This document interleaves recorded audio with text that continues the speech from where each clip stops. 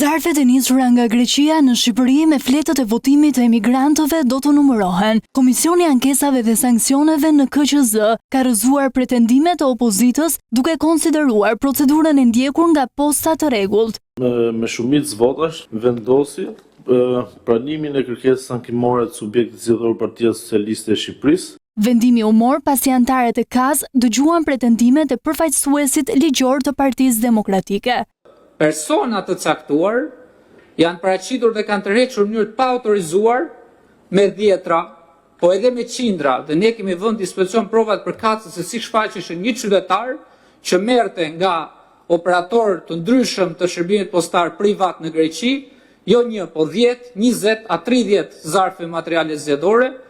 Ai nuk mund të ketë kontestime për zarfin B, për fletën e votimit pa e ditur çfarë përmban nga fletë votimi brenda. Për anëtarët e KAZ, opozita me pretendimet e veta do të duhej të paraqitnin prova konkrete. Numërimi i këtyre fletëve u pezullua të hënën pas ankimeve të opozitës.